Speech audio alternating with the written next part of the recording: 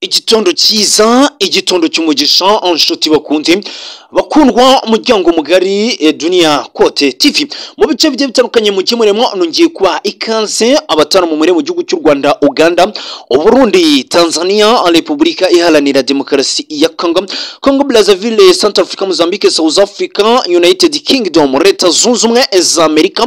Reka nongeye kwifuriza ko amahoro y'Imana n'imigisha byakongera kubana namwe. Turagarutse rero kuri uyu munsi wa tariki enye z'ukwezi kwa 10 mu mwaka wa 2025. Amakuru yacu rero aribanda mu gihugu cy'u Burundi nk'uko bisanzwe. Ati rero bombori byongeye gukomera kuri guverinoma y'uwitwa General Evariste Ndayishimiye. Ni mu gihe muri uru rukerera rwa tariki enye humvikanye amakuru avuga yuko Red Tabara yongeye kugaba ibitero kumbonera kure ku basirikare b'igihugu cy'u Burundi. Ibi turagenda tubigarukaho tano kwa tano. Turaze kwifashisha umutaramu bita Bahati Nyamuna, aragenda atubwira uko byifashe mu gihugu cy'u Burundi, situation uko bimeze. Ati rero abaturage bamaze kwigaragambya mu gihugu cy'u Burundi bamagana ngo ihohoterwa riri gukorerwa abana b'abarundi ngo boherezwa mu mirwano muri Repubulika Iharanira Demokarasi ya Congo. Ibi nabyo turagenda tubigarukaho tubiva imuzi n'umuzingo. Mbere yuko ninjira muri mu buryo burambuye bw'aya makuru, reka mbanze nifashishe uyu mutaramu tumwakire kuri uyu muyoboro mugari Nyamuna, ahasigaye nawe aragenda atubwira uko byifasha. Asigaye aya makuru tugende tuyava imuzi n'umuzingo. Murakoze cyane rero, mbasaba konza kuzamura subscribe zanyu niba ari ubwa mbere, niba atari ubwa mbere ndagira ngo mukore kuri like, share, commentaire. Asigaye dukomeze kugenda tubana tano kwa tano. Twese reka tumushyire ku murongo mugari, asigaye tugende tubana gatano ku kane. Nkuko mubyumva rero ndamwakiriye Bwana Bahati, waramutse neza? Amahoro, naramutse neza, meze neza. Amahoro, aho mu gihugu cy'u Burundi mumeze mute Bwana Bahati? Amahoro, turashima Imana rwose kabisa, nta kibazo na kimwe gihari. Muri amahoro cyangwa no kwihagararaho bya bindi umunyarwanda yavuze? Nubwo kwihagararaho byo ntibyabura, ntago navuga ko turi amahoro nanone 100%, ariko kuba ngiye yenda nahumetse nabyutse nyihumeka yenda nshobora kuvuga ko turi amahoro. Gusa ntago turi amahoro kuko butuvugana tumaze iminsi dufite imikwabo myinshi cyane, by'umwihariko hano mu bice bya za Cibitoki. Tumaze iminsi dufite imikwabo ikomeye cyane mu bice byo muri Coline Mujijuru, Coline Mulangala, Coline ya Tongo, Coline ya Kinazi. Yego. Iyi mikwabo rero n'abakongomani bamaze iminsi bafatirwamo bakajyana ku mastation agiye atandukanye bagafungwa. Bamara gufungwa by'umwihariko bagahatwa ibibazo, ariko twamaze gukeka ko ikibazo cy'ibi byose ari Red Tabara yamaze kwinjira mu gihugu cy'u Burundi. Hari amakuru yaturamukiye kuri uyu munsi wa tariki enye z'ukwezi kwa 10. Amakuru avuga yuko Red Tabara hari abasirikare b'imbonera kure yamaze kwivugana imbere impande y'ikibuga cya Bujumbura muri icyo gihugu cy'u Burundi. Aya makuru yaba yakugezeho? Aya makuru yagezeho, by'umwihariko yanagezeho mu masaha ya kare cyane, kuko Red Tabara yakoze ibitendo rwose mu masaha ya kare cyane. Ubundi Red Tabara yo yari ifite gahunda yo kuza kwinjira hano ku kibuga cy'indege cyitiriwe Michael Ndadaye International Airport. Yarangiza ikinjira muri system y'ikibuga cy'indege, ikareba nimba byoroshye by'umwihariko, ndetse ikareba n'imibare y'indege zishobora kurasa isaha ku isaha mu gihe n'ubundi yaba itangiye ibikorwa byo kugaba ibitero biremereye cyane muri iki gihugu cy'u Burundi. Gusa mu kugerageza kuhinjira n'ubundi urumva bahuye n'abasirikare bari kuri ntuzo, bari kuba barinzi benshi, bari bagikata bakirinze, bari baraho hafi benshi. Barangije bahita barasana igihe kigera nko ku minota 30, amasasu menshi arumvikana hano za Bujumbura kabisa, ariko biza kurangira abasirikare b'abarundi bahise bahasiga ubuzima kuko bari babatanze, bari banabiteguye. Amaye nka data, iki kibuga ntago biri burangire Red Tabara icyegukanye? No kwanga biranashoboka yuko iki kibuga bishobora kuza kurangira Red Tabara icyegukanye, ndetse ikaza kuba iri kugikontrola 100%. Ahubwo ikindi kintu nakubwira kugeza amaginga nuko n'ubundi igihugu cy'u Burundi gifite ubwoba bwinshi, kivuga kiti biraza gushoboka dushobora kuza guhura n'urugamba rukomeye cyane, turashobora kuza guhura n'ibyago, kandi mu by'ukuri n'amakuru twe twamaze kwakira ni uko ibintu byose birimo biraba igihugu cy'u Burundi kirimo kiragambanira bikomeye, kirimo kiragambanirwa bikomeye n'ubundi n'abakirimo, kuko mu makuru twamaze kwakira ni uko n'ubundi mu bagerageje kurasa hano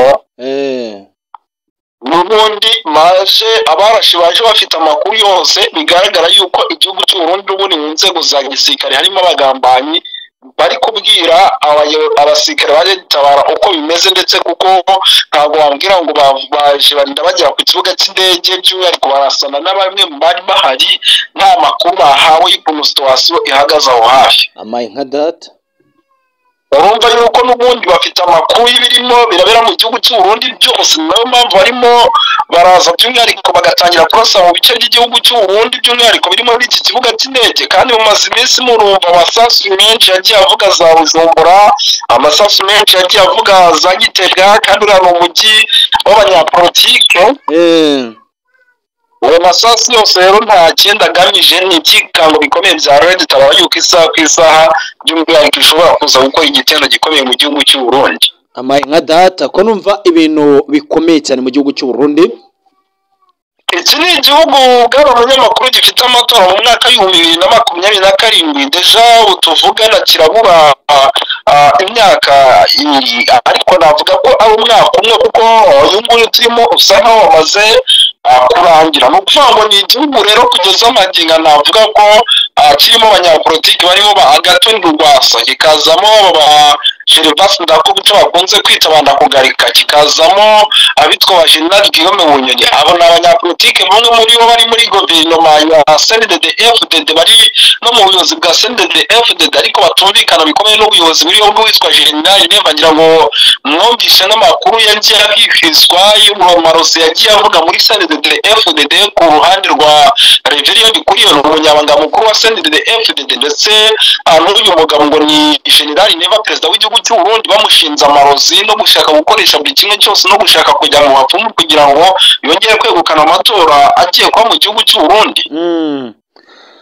Ni ukuvuga ngo rero igihugu cy'u Burundi kugeza amagingo gifite ibibazo, ni igihugu gishobora kuza guhura n'akaga gakomeye cyane isaha ku isaha. Ni igihugu kabisa ureba ukavuga ati none aho bigeze nyamuneka ni aho gusengerwa. Numvise hari indi nkuru ivuga yuko ngo abaturage b'igihugu cy'u Burundi batangiye kwigaragambya ngo bamagana ngo ihohoterwa riri gukorerwa abana babo ngo bari koherezwa mu ishyamba muri Repubulika Iharanira Demokarasi ya Kongo, ngo ku rugamba. Ngo abaturage bo muri icyo gihugu cy'u Burundi ngo mu ntara y'Ibitoki byimazeyo, ngo hari abatangiye kwigaragambya bamagana ngo iryo hohoterwa riri gukorerwa abana babo.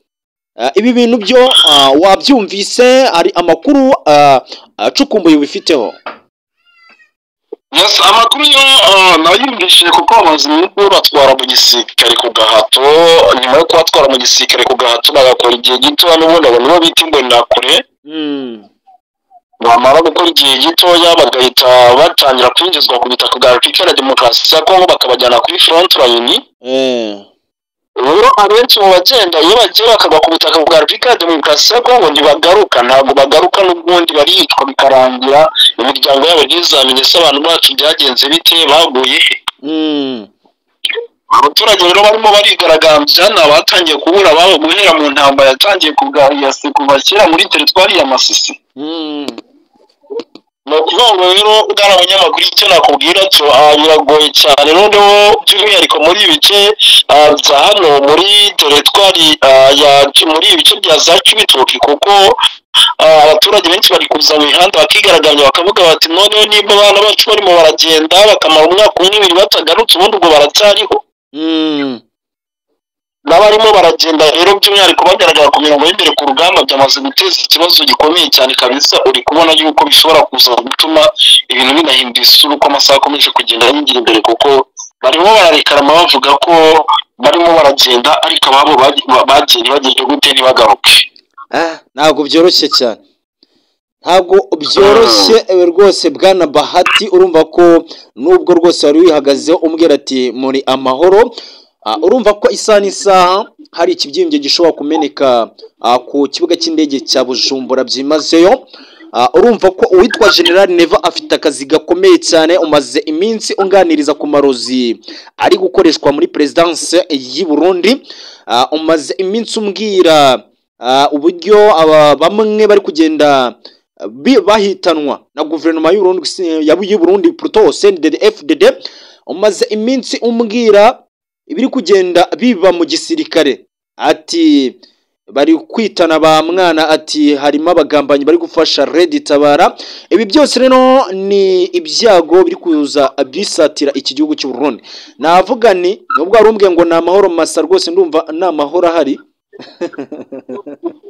amahoro ye ntayo byabindi bita kurenzaho kavuga n'ubundi ubwo naramutse ngende ubuzima ubu ngubu bw'amahoro ndabaruka hari, ariko ku kijyanye n'amahoro ho navuga ko ntayo, ndetse ijana rwose ku buryo bugaragarira buri muntu uwo ari we wese nta mahoro rwose dufite.